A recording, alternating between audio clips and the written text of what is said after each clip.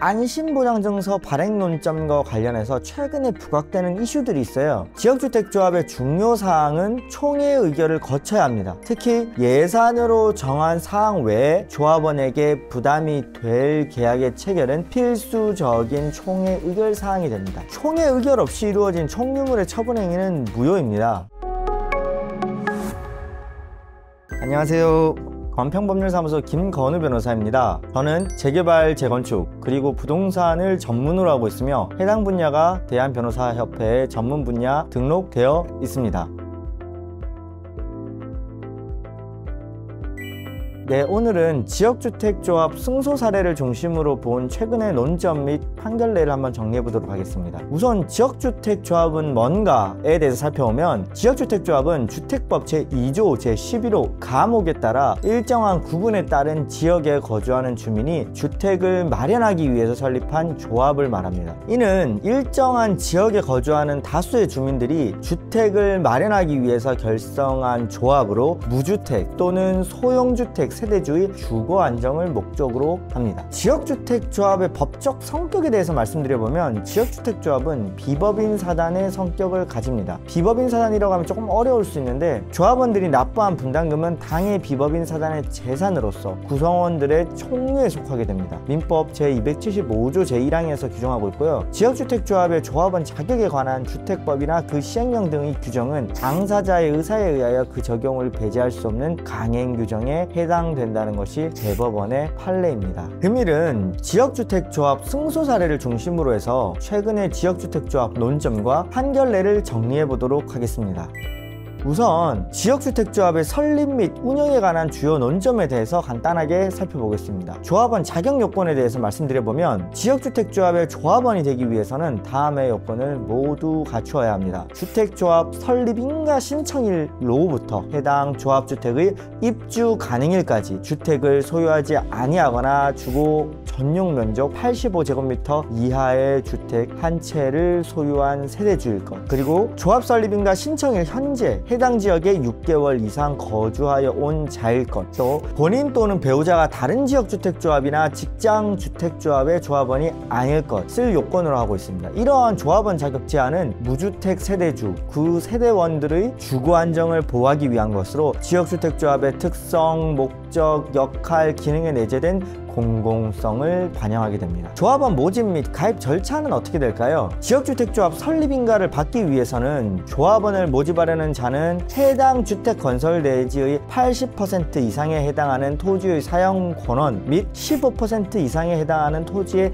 소유권을 각 확보해서 관할 시장, 군수, 구청장에게 신고해야 합니다. 또 조합원 모집은 공개 모집의 방법으로 이루어져야 합니다. 변호사님, 그러면 조합원 교체 및 신규 가입 제한에 대한 사항들은 없을까요? 라고 질문하시는 분이 있는데, 이에 대해서 살펴보면, 지역주택조합은 설립인가를 받은 후에는 원칙적으로는 조합원을 교체하거나 신규로 가입하게 할 수가 없어요. 다만 조합원 수가 주택 건설 예정 세대수를 초과하지 않는 범위에서 추가 모집 승인을 받은 경우나 조합원의 사망, 조합원의 무자격자 판명으로 자격상실 등으로 결혼이 발생한 범위에서 충원하는 경우에는 예외적으로 허용될 뿐입니다. 총회 의결 사항에 대해서 살펴보면, 안심보장증서 발행 논점과 관련해서 최근에 부각되는 이슈들이 있어요. 지역주택조합의 중요 사항은 총회 의결을 거쳐야 합니다. 특히 예산으로 정한 사항 외에 조합원에게 부담이 될 계약의 체결은 필수적인 총회 의결 사항이 됩니다. 총회 의결 없이 이루어진 총유물의 처분 행위는 무효입니다. 지역주택조합 사업의 특성 및 사업 계획의 변경에 대해서 말씀드려보면, 우선 사업의 특성과 관련해서 조합 설립 전에, 그러니까 조합 설립인가가 되기 전에 미리 조합원을 모집하면서 그 분담금 등으로 사업 부지를 매수하거나 사용 승낙을 얻습니다. 이미 토지가 확보된 재개발 재건축과는 완전히 다른 사업 형태이고 법적 근거도 다릅니다. 이후에 조합 설립인가를 받아서 추가적으로 소유권을 확보하고 사업 승인을 얻어 공동주택을 건축하게 되는 것이지요. 진행 과정에서 조합원의 모집, 재정의 확보, 토지 매입 작업 등 사업의 성패를 좌우하는 여러 변수들에 따라 최초 사업계획이 변경될 수도 있습니다. 사업계획 변경에 따른 법적 문제에 대해 살펴보면 원칙적으로 지역주택조합 사업은 그 특성상 사업 추진 과정에서 당초 체결한 조합 가입 계약의 내용과 다르게 조합원으로서 권리 의무가 변경될 수 있기에 그러한 권리 의무의 변경이 당사자가 예측 가능한 범위를 초과하였다는 등의 특별한 사정이 없는 한 이를 조합 가입 계약의 불이행으로 보아 조합 가입 계약을 해지할 수는 없다는 것이 대법원 판례이기도 합니다. 하지만 여기에도 예외가 있는데 가입자들이 계약 체결 당시 예견할 수 없었던 현저한 사정 변경이 발생했고 그로 인해서 계약을 그대로 유지하는 것이 당사자의 이해에 중대한 불균형을 초래하거나 계약을 체결한 목적을 달성할 수 없는 경우라면 현저한 사정 변경을 이유로 조합은 가입 계약을 해제할 수가 있습니다. 이러한 사유로 제가 울산지방법원에서 크게 승소한 사례가 있고 해당 판결은 최종적으로 대법원까지 가서 확정되었습니다. 32명을 대리해서 32명의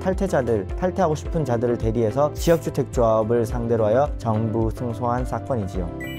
자, 또 안심보장증서에 관련해서도 많은 질문들이 있어요. 이에 대해서 잠시 살펴보면 안심보장증서가 뭘까요? 안심보장증서는 지역주택조합 추진이나 조합이 조합원 모집 시에 조합원에게 제공하는 문서인데 일정 기간 내에 사업계획의 승인이 이루어지지 않거나 사업이 무산될 경우 납부한 분담금 전액을 환불해 주겠다는 내용을 담고 있는 것이 보통이에요. 그러면 이러한 안심보장증서의 법적 효력은 어떨까요? 안심보장증서상 환불보장약정 조합 가입 계약에 따른 납입금에 관한 특약사항을 저항하기 위한 목적으로 조합 가입 계약의 수반에서 경제적 사실적으로 일체로서 체결된 것이기 때문에 전체적으로는 하나의 계약인 것과 같은 관계에 있습니다. 이는 대법원 2022년 3월 17일자 선고한 판결의 내용이기도 하죠. 안심보장증서상 환불보장 약정이 총회의 결의 없이 이루어진 총유물의 처분행위에 해당해서 무효라면 법률행위의 일부 무효 법리에 따라 이와 일체로서 체결된 조합 가입 계약도 무효가 되는 것이 원칙입니다. 다만 환불 보장 약정이 없더라도 조합 가입 계약을 체결하였을 것임이 인정되는 경우에는 조합 가입 계약이 여전히 효력을 가지게 되는 것이지요. 안심보장증서와 관련해서 최근의 판례 동향에 대해서 잠시 살펴보면 우선 이론상 법리에 대해서 살펴보면 대법원은 안심보장증서상 환불 보장 약정이 총회의 결의 없이 이루어진 경우에 환불 보장 약정이 없더라도 조합 가입 계약을 체결하였을지에 관한 당사자들이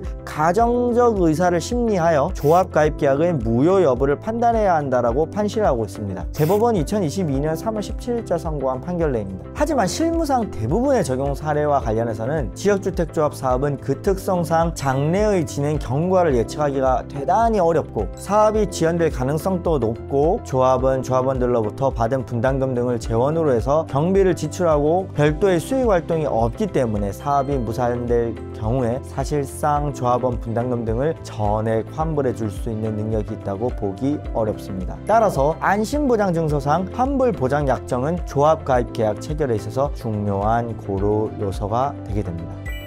지역주택조합과 시공사와의 관계에 대해서 살펴보면 우선 공동사업 주체로서의 책임을 질 수가 있어요. 지역주택조합이 조합 설립인가를 받고 시공사와 공동으로 주택건설 사업을 시행하기 위해서 관할관청으로부터 사업계획 승인을 받은 경우라면 지역주택조합과 시공사가 공동사업 주체로서 주택법령에 따라 대외적인 손해배상 책임 등을 공동으로 부담하게 될 수도 있습니다. 그러나 지역주택조합이 설립인가를 받기 전 단계에서 시공사와 공사, 도급, 가계약 등을 체결하면서 조합원의 모집, 홍보 관리, 조합의 설립인가, 사업부지 매입 및 조합원 납부금 등 관리 업무 등은 지역주택조합의 권한과 책임으로 하고 시공사는 조합 설립인가 후에 시공 업무를 권한과 책임으로 하되 지역주택조합의 전문성 및 재정적 능력을 보완하기 위하여 시공사가 지원 협조하기로 한 경우에는 지역주택조합과 시공사는 주택법상 공동사업 종합주택에 해당하지 않게 된다는 것 또한 대법원의 판시이기 때문에 유념하실 필요가 있겠습니다. 다음으로는 조합 가입 계약의 취소 또는 해지에 관련 쟁점이 있습니다. 의뢰인들께서 대단히 많이 물어보시는 쟁점인데, 우선 기망에 의한 계약 취소에 대해 살펴보도록 하겠습니다. 지역주택조합 추진위원회 등이 안심보장증서가 총회 결의 없이는 효력이 없음에도 불구하고 이를 고지하지 않고 조합 가입 계약을 체결하도록 한 경우에 기망에 의한 계약 취소 사유가 될 수 있습니다. 또 앞서 말씀드린 바와 같이